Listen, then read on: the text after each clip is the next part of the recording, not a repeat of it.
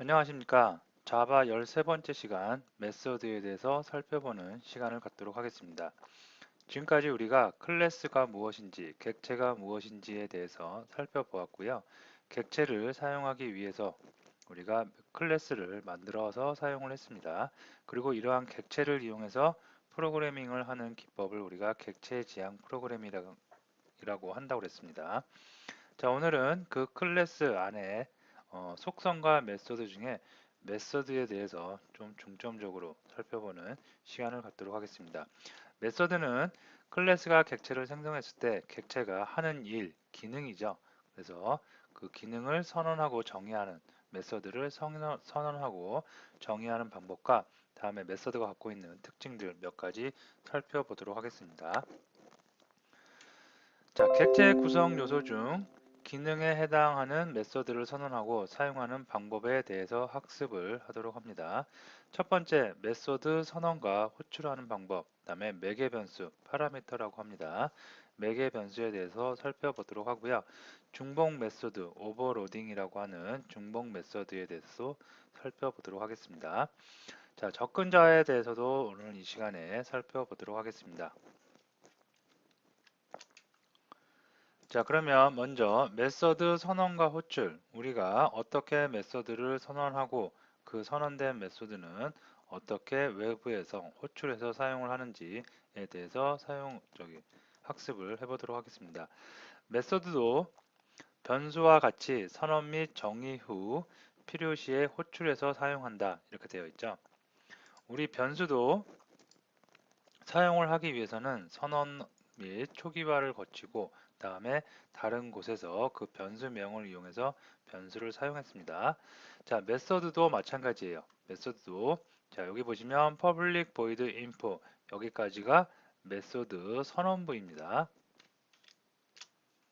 이렇게 메소드를 먼저 선언을 해놓고요. 다음에 여기 중괄호 안에 있는 내용 이건 바로 메서드 정의 부분이라고 할 수가 있겠습니다. 그래서 메소드는 크게 메소드 선언부 또는 메소드 정의부로 나누어서 생각을 해볼 수가 있겠고요. 다음에 이렇게 메소드를 만들어 놓고 나서 외부에서 메소드 호출할 때는 클래스 클래스명, 다음에 도트 접근자, 다음에 해당하는 메소드의 이름을 이렇게 명시를 해줌으로써 메소드를 호출해서 메소드의 기능을 실행시킬 수가 있겠습니다. 자, 좀 더 세부적으로 보면 첫 번째 여기는 접근자라고 합니다. 접근자는 이 메소드의 접근을 어떻게 하면 허용을 할까, 어떻게 하면 허용하지 않을까 등을 결정지을 수 있는 건데요. 오늘 마지막 시간에 더 자세히 알아보도록 하고 일단은 접근자를 명시해 준다라고 알아두시면 되겠습니다. 자, 그 다음에 여기는 반환형이에요. 반환형이란 건 이 메서드가 호출을 누군가 하겠죠. 그러면 호출해서 이 중괄호 안에 있는 내용이 실행이 됩니다. 실행이 되고 나서 그 결과물을 다시 호출부 쪽으로 호출한 곳으로 반환을 해준다. 데이터를 반환한다. 그럴 때 데이터의 자료형을 여기다 명시를 해줍니다. 여기서 모든 것을 다 수행했더니 자료형이 반환해주는 자료형이 스트링이다. 그러면 여기에 스트링으로 명시를 해줘야 되겠고요. int다. 그러면 int로 명시를 해줘야 되겠고 뭐 배열이다. 그러면 array가 되겠고요. 다음에 이것처럼 반환형이 없어요. 리턴되는 값이 없어요. 그러면 void로 명시를 해주면 되겠습니다. 다음에 메서드 이름을 명시해 주는데요. 메서드 이름은 클래스 이름은 대문자로 시작을 했죠. 메서드 이름은 이렇게 소문자로 시작을 하는 걸 우리가 통상적으로 쓰고요. 다음에 일반적으로 많이 쓰는 게 낙타 표기법이라고 그래서 단어가 이렇게 길어질 때 단어의 가독성을 높이기 위해서 첫 글자는 소문자지만 다음 단어부터는 이렇게 첫 글자를 대문자로 낙타가 위에서 아래로 내려가고 다시 위로 올라가고 내려가고 하죠. 그와 마찬가지로 소문자, 대문자, 소문자 이렇게 해서 낙타 표기법이라고 합니다. 이러한 낙타 표기법을 이용해서 메서드의 이름을 많이 정해주고요. 그리고 또 한 가지 말씀드리면 주로 메서드의 이름을 정할 때는 가독성을 높이고 다른 사람들이 쉽게 알아볼 수 있도록 동사를 먼저 앞에 두고요. 다음에 뒤에 그 동사에 해당하는 목적어라든가 명사를 뒤에 두곤 하는 게 일반적인 관례, 일반적인 방법입니다. 메서드의 이름을 적을 때 뭐 누가 봐도 알지 못하는 A, B, C 이런 거로 지워버리면 본인도 나중에 이 메서드가 어떤 메서드인지 한참 헤매게 되고요. 다른 사람들은 더더욱이 모르겠죠. 그래서 메서드의 이름은 처음에 메서드의 이름을 만들 때 좀 신중히 생각을 해서 동사를 먼저 적고 뒤에 명사에 해당하는 목적어를 만듦으로써 다른 사람들이 메서드를 봤을 때 어느 정도 쉽게 감을 잡을 수 있게 이 메소드는 이러한 기능을 하는 거구나 라는 것을 쉽게 감을 잡을 수 있게 하는 것이 효율적인 코딩 방법이라고 할 수 있겠습니다. 자, 그 다음에 여기 보면 이렇게 가로가 쳐져요. 여기는 매개 변수를 넣는 곳인데요. 호출부에서 이쪽으로 이렇게 어떠한 호출을 할 때 어떠한 데이터를 넣어줄 수가 있습니다. 자, 매개 변수에 대해서는 다음에 또 자세히 알아보도록 하겠습니다. 자, 어쨌든 지금은 전체적인 큰 형태, 메서드를 만드는 큰 형태, 접근자, 반환형, 메서드 이름, 다음에 중괄호를 이용해서 실행문을 안에다가 기술을 해주시면 되겠습니다. 자, 이렇게 그 기술을 해놓고 나서, 아니, 메소드를 선언하고 정의해 놓고 나서 호출할 때는 이렇게 도트 접근자를 이용해서 메소드 명을 다 명시를 해주면 그 메소드가 호출이 되고요. 메소드가 호출됨으로써 메소드가 갖고 있는 기능이 실행이 될 수가 있겠습니다. 자, 그 다음에 여기 보시면 이제 파라미터라는 게 있어요. 파라미터. 자, 근데 여기서 이제 실습을 한 번씩 해보면서 진행을 한번 해보도록 할게요. 자, 이건 다 한번 삭제를 해보고요.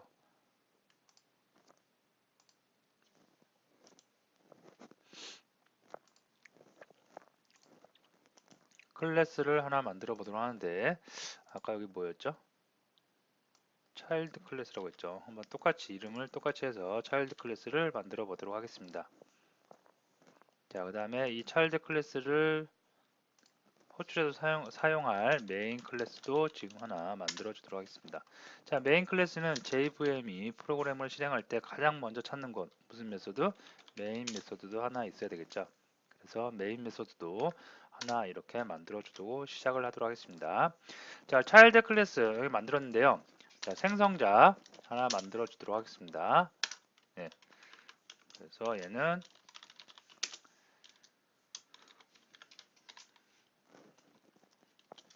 차일드 클래스 컨스트럭터라고 로고를 한번 박아 놓도록 하겠습니다. 이렇게요. 자, 됐습니다. 여기다 이제 메소드를 한번 만들어 볼 텐데 여기 예를 들어서 public string name 학생의 그 어린이의 이름을 나타낸다고 하고요. 그 다음에 여기서 나이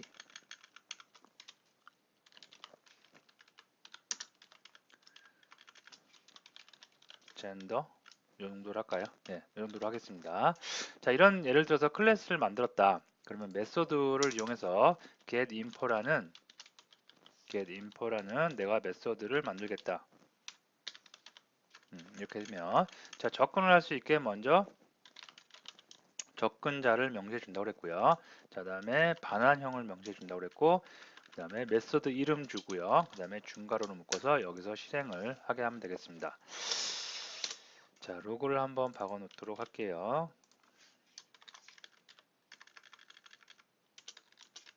getInfo가 호출됐을 때 이 로고가 바로 실행이 될 수 있게 이렇게 간단하게 로고만 주도록 하겠습니다.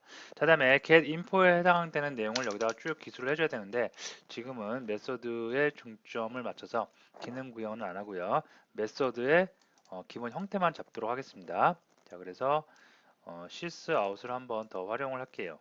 그래서 name 예. 그 다음에 gender age 나이까지 이렇게 출력을 한 번씩 콘솔 창에 출력을 하는 메소드를 만들도록 하겠습니다. 자, 됐죠? 자, 그러면 메인 클래스에서 차일드 클래스를 이렇게 생성을 하도록 하겠습니다. 차일드 클래스 차일드 1이라고 할게요. 1번 학생은 new 차일드 클래스 생성을 하고요. 그 다음에 차일드 클래스 get info를 해주도록 하겠습니다. 자, 이렇게 놓고 나서 실행을 하면, 자, 옆으로 한번 비켜놓고 보도록 할게요. 자, 메인 클래스에서 차일드 클래스를 이 녀석을 클래스를 이용해서 객체를 생성을 했습니다. 여기까지 하면 여기까지가 로그가 찍힐 것입니다. 자, get info 하면 get info 메소드 호출했으니까 여기까지 로그가 찍히고요. 여기가 밑에가 또 찍힐 텐데, 자, 자세히 보시면 객체를 생성만 하고 그 다음에 속성을 지정을 안 했죠. name이 뭔지, 젠더가 뭔지, age가 뭔지 없습니다. 자, 그래도 한번 실행을 해보도록 합니다. 그러면 차일드 클래스 컨스트럭터 생성자 호출됐고요. 즉 객체가 생성된 거죠. 자, 다음에 get info start 메소드 호출된 거 확인할 수가 있겠습니다. 다음에 name, gender, age 다 널 빵이죠. 왜 그래요? 아직 어떠한 이름도, 어떠한 성도, 어떠한 나이도 우리가 지정을 해주지 않았기 때문에 그렇습니다. 뭐 이렇게 할 수가 있어요. 지정을 꼭 해보고 싶다면 child 1의 name은 어떻게? 홍길동이다. 이렇게 다음에 child 클래스 젠더는 W다. 우먼이다. 홍길동이 남자죠? 맨이다. 다음에 child 클래스 age는 어떻게 20살이다. 예, 이렇게 실행하면 그대로 홍길동 남자 20 이 출력이 될 수가 있겠습니다. 자, 이럴 때 여기를 갖다가 우리가 어쨌든 메소드 내용으로 다시 오면 여기가 호출부, 그 다음에 여기가 선언부, 그 다음에 여기 밑에가 정의부라고 할 수가 있겠습니다. 자, 다음 들어갑니다. 다음에 이제 파라미터라는 게 나오는데, 자, 파라미터는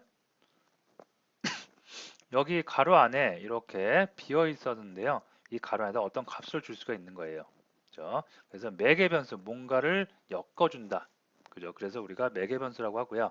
파라미터, 영어로 파라미터라고 합니다. 필요시에만 사용하면 되고요. 필요 없을 때는 사용하지 않아도 됩니다. 자, 예를 들어서 여기다가 메소드를 하나 더 만들어 볼게요. set info라고 한번 제가 만들어 보도록 하겠습니다. 네, set info라고 만들었습니다. 자, set info는 뭐냐면 get info는 학생의 정보를 가져오는 거고요. set info는 학생의 정보를 넣는 거예요. 그죠? 자, 그러면 넣으면 name 여기에 값이 뭔가 들어와야지 넣을 수가 있겠죠. 그래서 string name 이렇게 해주고요. 다음에 string 다음에 gender 넣어주도록 하고요. 다음에 int 다음에 나이도 넣어주도록 하겠습니다. 이렇게요. 이걸 n이라고 할게요. name의 약자로 이렇게 되겠죠. 자, 이렇게 하면 얘를 호출할 때 3개의 값을 넣어주면 되는 거예요. 그래서 넣어주면 name은 n을 대입해주면 되겠고요. 다음에 gender는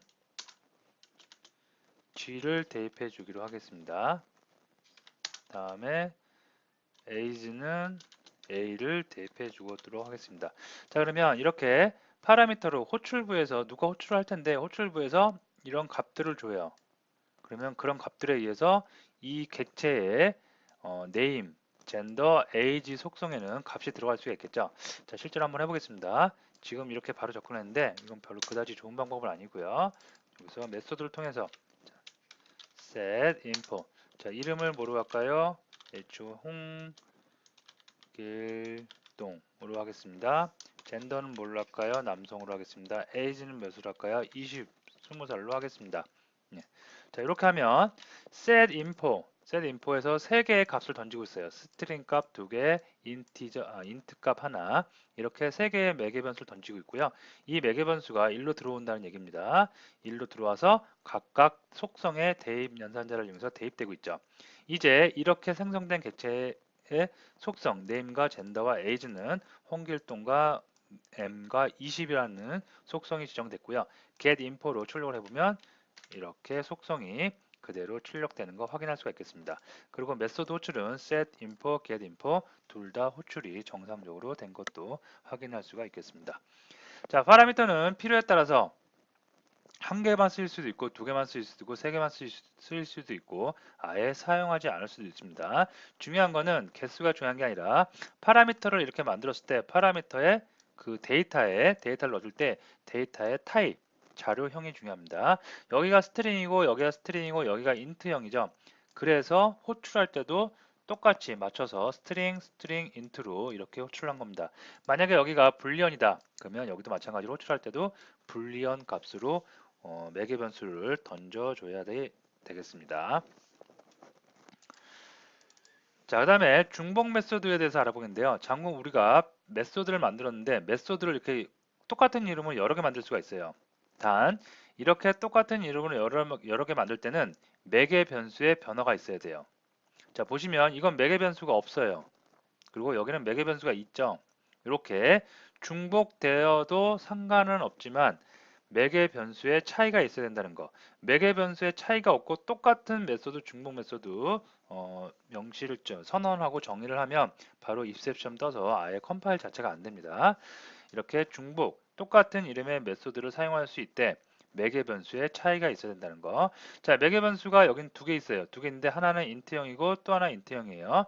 다음 메소드 보니까 똑같은 getInfo인데 파라미터가 두 개 똑같아요. 위에도 두 개, 아래도 두 개. 근데 차이가 있죠. 무슨 차이가 있어요? 자료형의 차이가 있습니다. 인트형이고 여기는 스트링형이고 이렇게 파라미터에 차이가 있어야지 중복으로 똑같은 이름을 사용할 수가 있습니다. 이렇게 두 개 또는 세 개 똑같은 이름으로 중복 메소드를 선언 및 정의해 놨다. 그러면 사용할 때 어떻게 사용해요? 파라미터에 맞춰서 파라미터의 개수와 파라미터의 자료형을 맞춰서 호출을 하면 해당하는 메소드가 자동적으로 호출될 수가 있겠습니다. 자, 이거는 여러분들이 충분히 쉽게 이해할 수 있는 내용이라 생각하기 때문에 한번 해보시고요. 이것을 우리나라 말로 말하면 중복 메소드고 영어로 말하면 오버로딩입니다. 한번 덮어 씌워서 다시 로딩을 한다. 그래서 오버로딩이라는 말이 붙고요. 어떤 레퍼런스나 자바 원문 같은 거를 보시다가 외국 사이트를 보시다가 오버로딩이라는 말이 나오면 메소드 오버로딩은 동일한 메소드를 가지고 이렇게 파라미터의 차이를 둠으로써 같이 사용할 수 있구나 라고 인식을 하시면 되겠습니다. 자, 다음에 접근자가 나오는데요. 접근자 말 그대로 뭔가 접근을 할 때 사용하는 겁니다. 자, 이게 무슨 얘기냐면 자, 접근자는 프라이빗도 있고 퍼블릭도 있고 프로텍티드도 있고 프로텍티드도 있는데요. 두 가지만 살펴보도록 하겠습니다. 자, 우리가 메서드를 만들 때 이 앞에 이 부분이 접근자라고 그랬습니다. 지금까지 우리는 퍼블릭만 만들어서 사용을 했습니다. 그죠? 자, 근데 퍼블릭 말고 프라이빗도 있어요. 그러면 이건 뭐냐면 메소드 호출부에서 프라이빗 개인적인 거죠. 개인적인 거라는 의미죠. 사생활 그런 의미를 담고 있죠. 그래서 이거는 어떤 객체의 프라이빗으로 선언되어 있는 메소드에는 메소드 호출부 외부에서 호출을 할 수가 없어요. 외부에서 호출할 수 있는 건 단지 뭐만 퍼블릭으로 되어 있는 메소드만 호출을 할 수가 있다는 얘기입니다. 자, 예를 들어서 여기다가 제가 private void my secret이 영어가 secret인가요? 어쨌든 my secret이라고 이렇게 메소드를 하나 만들어 놓을게요. 그 다음에 여기다가 이렇게 메소드를 이렇게 만들어 놓겠습니다. 자, 다음에 여기 간단하게 로그만 한번 넣어보도록 할게요. my secret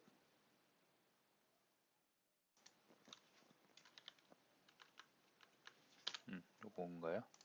어쨌든 스페링이 정확히가 안 나는데 어쨌든 이건 중요한 건 아니고 이렇게 로그만 넣도록 하겠습니다. 자, 이것도 그럼 메소드죠. 메소드인데 프라이빗이죠. 프라이빗. 그죠? 프라이빗이면 바깥쪽에서 접근할 수 있는지 없는지 한번 보도록 합니다. 차일드 해놓고 나서 이렇게 하고서 시크릿 하면 여기 어시스트에 떠요, 안 떠요? 안 뜨죠? 자, 어시스트에 안 뜬다는 건 지원할 수가, 호출할 수가 없다는 얘기입니다. 근데 호출할 수 없는 걸 굳이 내가 이렇게 해갖고 억지로 써갖고 타이핑 해갖고 호출을 했어요. 그럼 어떻게 돼요? 이렇게 금지 표시 갖다 대면 the method secret from the type child class is not visible. 그죠? 보이지가 않는다는 얘기죠. 그죠? 외부에서 여기를 접근을 할 수가 없다는 얘기예요. 그죠? 자, 이렇게 해서 접근자는 퍼블릭과 프라이빗이 대표적인 접근자인데 두 가지만 일단 알고 넘어갑니다. 다른 프로텍티드도 있는데 그건 일단 다음에 알아보기로 하고요. 이렇게 퍼블릭과 프라이빗인데 퍼블릭은 외부에 공개된 메소드예요. 즉 외부에서 호출을 할 수 있는 메소드. 프라이빗은 뭐라고요? 이 내부에서만 쓸 수 있어요. get info에서 my secret을 이렇게 호출할 수 있어요. 호출했죠. 이렇게 내부에서는 얼마든지 자유롭게 사용할 수 있지만 외부에서는 사용할 수가 없는, 접근할 수가 없는 그런 메소드를 우리가 프라이빗 접근자라고 합니다. 자, 그래서 외부에서는 접근할 수 없고 내부에서만 사용할 수 있다. 객체 안에서는 둘 다 사용할 수 있죠. 이렇게. 자, 그래서 메소드. 자, 오늘 메소드의 가장 기본적인 내용, 선언하는 방법, 정의하는 방법, 다음에 호출하는 방법에 대해서 알아봤고요.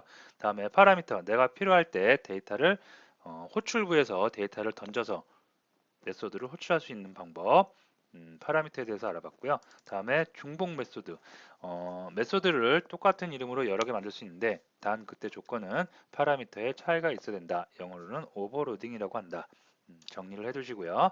다음에 모든 메소드에 다 호출할 수 있는 건 아니다. 모든 메소드를 다 외부에서 호출할 수 있는 건 아니다. 뭐만 접근자가 퍼블릭으로 되어 있는 녀석만 호출할 수 있고 프라이빗으로 되어 있는 녀석은 내부에서만, 객체 내부에서만 사용할 수 있다라고 알아두시면 되겠습니다. 자, 오늘 시간 여기서 마치도록 하고요. 메소드는 굉장히 중요하고 여러분들이 클래스의 기능을 만드는 녀석이기 때문에 굉장히 중요하고 여러분들이 오늘 했던 내용 직접 타이핑을 해보시고요. 첨부된 소스 파일을 이용해서 복습을 해주시면 되겠습니다. 자, 오늘 수업 여기서 마치도록 하겠습니다.